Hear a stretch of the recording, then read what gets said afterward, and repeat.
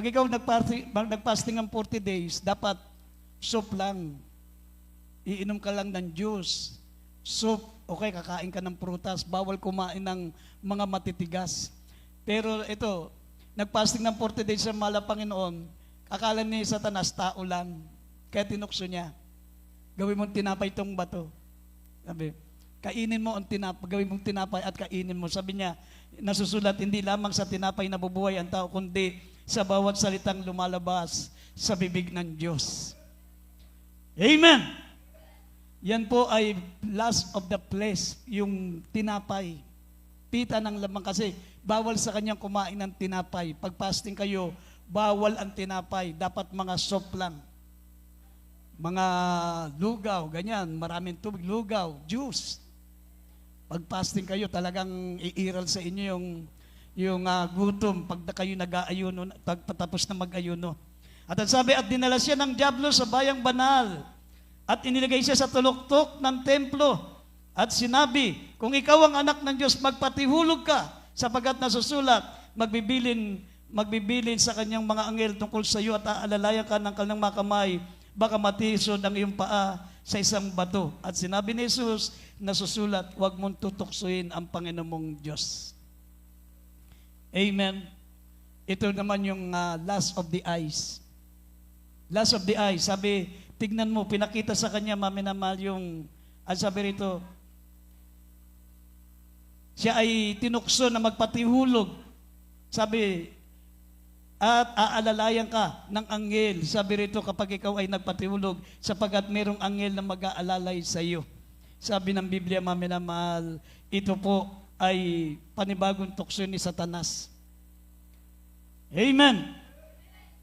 Yan ay lust of the flesh, lust of the eyes, maminamahal. At pangatlo, sabi rito, at dinala siya ng dyablo sa bundok, sa lubang matas at pinamalas sa kanya ang kaharian ng sanlibutan at kalulatian nila. At sinabi, lahat ng bagay na ito ibibigay ko sa iyo kung ikaw'y magpapatira pa at sasambahin ako. Ngunit, nang magkagayoy, sinabi sa kanya na susumayo ka sa Satanas sapagat nasusulat sa Panginoon Diyos, sasamba ka, siya lamang ang iyong paglilingkuran. Ito po, maminamal, ay pride. Biro mo, sabi, ibibigay sa kanya lahat ng kaharian. Ibibigay ko sa iyo lahat ng kayamanang yan. Totoo yun. Kayang ibigay ni Satanas lahat ng mga bagay sa sanlibutan, lahat ng mga narito, ang kapangyarihan, ang kagandahan, lahat mga minamahal, kayang ibigay sa iyo ng kalaban. Pero tandaan nyo, pag nagpatukso kayo sa dyablo, ito po ay isang pagpapakamatay sapagkat wala na kayong kaligtasan. Parang pagpapatiwakal yan. Sabi nga ng Biblia, mga minamahal, heaven and earth shall pass away, but my word shall never pass away. Ang langit at lupa, lilipas yan. Ang lahat na nakikita natin sa mundong ito, may katapusan. Nasa Biblia sa Jeremiah 4, talatang 23 hanggang 28, nakasulat na ang kapalaran ng mundo natin. Pumunta ka ngayon, ang daming mga magagandang lugar, 7 wonders of the world, ang daming magagandang lugar, lalo na sa iba't ibang bansa. Pero meron ng resulta yung kahinat na ng mundo natin. Nasa Jeremiah 4, 23 hanggang 28, ilan? Sabi, magiging ilang. Lahat ng mga naglalaki, mga building, lahat ng mga magagandang mga pasyalan, lahat ng mga wonders of the world, dinadalaw, pinupuntahan ng mga tao, maminamal, tandaan nyo, yan po ay babalik sa ilan. Magkakaroon ng malakas na lindol, magkakaroon ng Battle of Armageddon, magkakaroon ng gera, tinatawag na World War III, puputok lahat ng mga bombang nuklear, maminamahal, lahat yan, sasabog lahat yan, babalik sa ilang ang mundo. Babalik. Bago bumaba ang ating mahal na Panginoon, maminamahal dito, pagkatapos po ng tinatawag na World War III, bababa ang malapan, babaguhin ng mundo. Ito'y gagawin niyang paradise. Sabi ng banal na kasulatan, maghahari tayo ng 1,000 taon. Pagkatapos ng 1,000 taon, aakyat na tayo sa langit upang makapiling ang Diyos magpakailan-kailan paman. At ang mundong ito rin po ang gagawin dagat-dagatang apoy. Ngayon, wala pang dagat-dagatang apoy. Impyerno at langit pa lang. Wala pang dagat-dagatang apoy. Tandaan niyo yan, mga minamahal. Huwag kayong maniwala doon sa nagtuturo. Buti na lang namatay na. Na pag namatay daw ang tao, wala pa siya sa impyerno, tulog lang siya.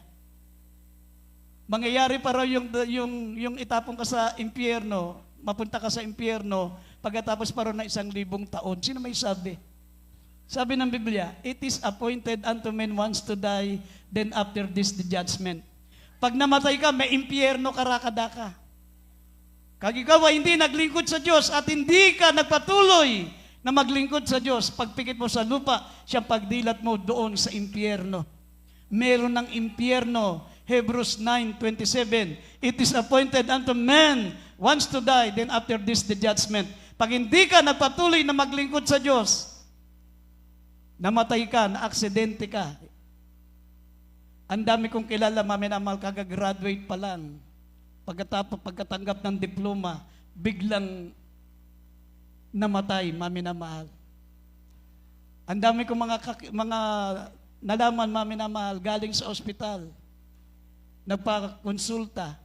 Sabi, mahaba pa buhay mo, Brad, wala kang sakit. Huwag ka mag-alala. Pagtawid sa kalsada, nasagasaan, patay. Hindi natin hawak ang buhay natin. Kaya nga, kapag naglilingkod ka sa ating pinakamamahal na Panginoon, maminamahal, sabi, may anghel na nagbabantay sa iyo. Sabi ng Biblia, the angel of the Lord encampeth around the righteous. Babantayan ka, iingatan ka ng ating mahal na Panginoon. Yun ang kalagayan na naglilingkod sa Diyos. Pero pag hindi ka na naglilingkod sa Diyos, hindi ka na babantayan ng Diyos. Huwag mo sabihin, once upon a time, choir member ka, once upon a time, naglilingkod ka sa Diyos. Hindi. Meron pong tinatawag, maminamahal, na hangganan kung kailan ka babantayan ng Diyos.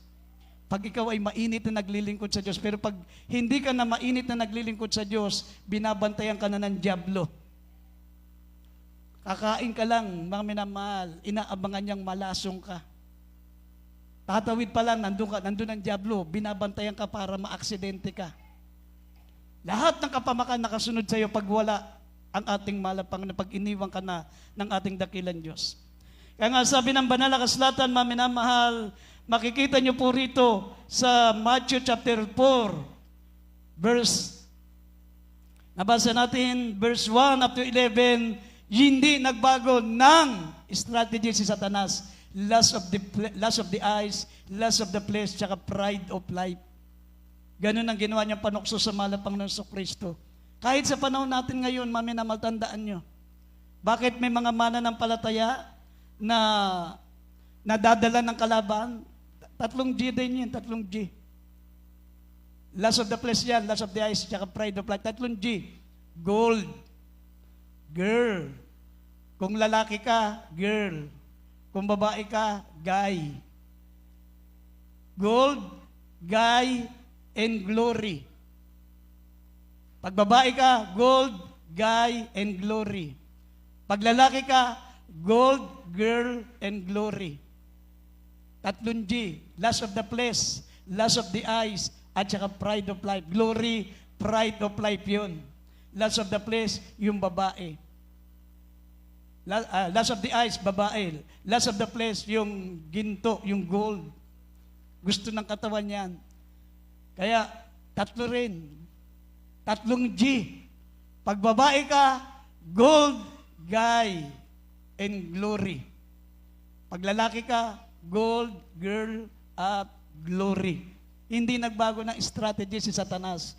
Lust of the flesh, lust of the eyes, tsaka pride of life. Amen.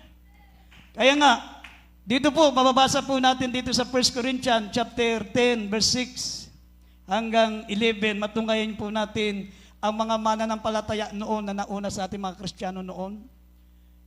Itong pinakamasaklap sa kasaysayan ng church. 3 million silang naglakbay mula sa Egypt papuntang Kanaan. Ang Kanaan, simbolo ng rapture. Ang Kanaan, yun ang the land of milk and honey. Parang nasa rapture ka na noon, parang hindi ka na makakatikim ng kahirapan. Titira ka sa isang magandang tahanang hindi mo tinayo. Kakain ka ng pagkain na hindi mo itinanim. Tatamasain mo ang kasaganaan, kaginawaan na hindi mo pinaghirapan doon sa Kanaan. Ang pangako ng Diyos, 40 days nandun na sila. Pero alam nyo, maminamahal, dahil sa katigasan ng ulo ng mga Kristiyano noon, umabot ng 40 years. At ang nakalulungkot, 2 lang ang nakarating sa 3 million. Pati si Moses hindi nakarating. 2 lang. Tingnan, basahin po natin itong, anong mga dahilan? Lust of the flesh, lust of the eyes, tsaka pride of life. 1 Corinthians chapter 10, verse 6 up to 11. Kaya hindi, basahin po natin. Dito po sa 1 Corinthians chapter 10, verse 6 up to 11. Ang mga bagay nito nga'y pawang naging mga halimbawa sa atin upang wag tayong magsipagnasa ng mga bagay na masama na gaya naman nila na nagsipagnasa. Huwag din naman kayong mapagsamba sa mga Diyos-Diyosan, gaya na yung ilan sa kanila. Ayon sa nasusulat, naupo ang bayan upang magsikain at magsiinom at nagsitindig upang magsipagsayaw. Huwag din naman tayong makiapid na gaya ng ilan sa kanila na nakiapid at ang nangabuwal sa isang araw ay 23,000. Huwag din naman nating tuksuin ang Panginoon na gaya ng pagkatukso ng ilan sa kanila na nakapahamak sa pamagitan ng mga ahas. Huwag din kayong mga bulong-bulungan na gaya ng ilan sa kanila na nagbulong-bulungan at nakapahamak sa pamagitan ng mga mangwawasak. Ang mga bagay na ito ay nangyari sa kanila na pinakahalimbawa at pawang nakasulat sa pagpapaalala sa atin na dinatnan ng katapusan ng mga panahon. Amen. Amen. Everybody shall praise the Lord. Ang mga bagay, sabi rito, ang mga bagay na ito ay pinakalimbawa, pawang nangasulat sa pagpapaalala sa atin ng mga dinatnan ng katapusan ng panahon. Maging sa kapanahonan nila, maminamahal, yan din po ang naggudyok sa kanila na hindi makarating sa tinatawag na Kanaan. Ang Kanaan, simbolo ng rapture. Ang sabi ng verse 6 and 7, lust of the eyes. Sabi rito sa verse 7, wag din naman kayong mapagsamba sa mga Diyos-Diyosan gaya ninaong ilan sa kanila, ayon sa nasusulat na naupo ang bayan upang magsikain, magsiinom, magsitindig upang magsipagsayaw. Yan po yung lust of the eyes, tsaka lust of the flesh. Sumamba sila sa Diyos na nakikita, lust of the eyes. Nagsipagsamba sila sa mga Diyos-Diyosan, lust of the flesh. Nagsiinom sila, nagsitindig, at nagsisayaw. Sabihin, lumakad sa kalayawan, maminamahal. Lust of the flesh, lust of the eyes. Hindi nagbago. At ang sabi, wag din naman kayong magbulong-bulungan gaya ng ilan sa kanila nagbulong-bulungan at